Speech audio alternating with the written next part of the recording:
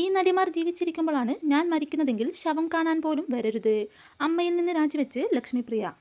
താരസംഘടനയായ അമ്മയിലെ നാടകീയമായ കൂട്ടുരാജിക്ക് പിന്നാലെ അമ്മയുടെ അംഗത്വത്തിൽ നിന്നും രാജിവെച്ച് നടി ലക്ഷ്മിപ്രിയ. അമ്മയുടെ ഔദ്യോഗിക വാട്സപ്പ് ഗ്രൂപ്പിലെ വൈകാരികമായ കുറിപ്പ് പങ്കുവച്ചതായിരുന്നു രാജി പ്രഖ്യാപനം. തനിക്ക് അമ്മയുടെ പെൻഷനും ഇൻഷുറൻസും റീത്തും അനുശോചനവും വേണ്ടെന്ന് ലക്ഷ്മിപ്രിയ പറയുന്നു.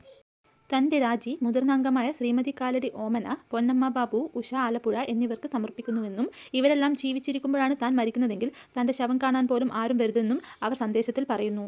60 വയസ്സ് വരെ ഞാൻ ജീവിച്ചിരുന്നാൽ എനിക്ക് ലഭിച്ചേക്കാവുന്ന പെൻഷൻ എനിക്ക് വേണ്ട, ഇൻഷുറൻസ് വേണ്ട, റീത്ത് വേണ്ട, അനുശോചനം ഒട്ടുമേ വേണ്ട.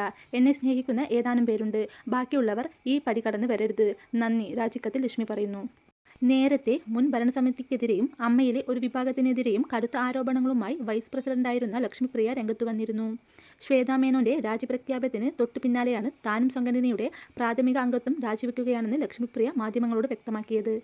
ഒരു വിഭാഗം ആളുകൾ പറയുന്നത് മാത്രമാണ് പലരും വിശ്വസിക്കുന്നതെന്നും സംഘടനയിൽ തങ്ങൾ വേട്ടയാടപ്പെടുകയായിരുന്നു എന്നും അവർ ആരോപിച്ചു. കഴിഞ്ഞ ഓഗസ്റ്റിൽ അധികാരമേറ്റ വനിതാ നേതൃത്വത്തിന് കീഴിലുള്ള സമിതി വലിയ അഴിമതിയും സുതാര്യതയെക്കുറിച്ചും കാണിച്ചു എന്ന രീതിയിലാണ് എതിർവിഭാഗം ജനറൽ ബോഡിയിൽ അവിശ്വാസ പ്രമേയത്തിന് നീക്കം നടത്തിയത്.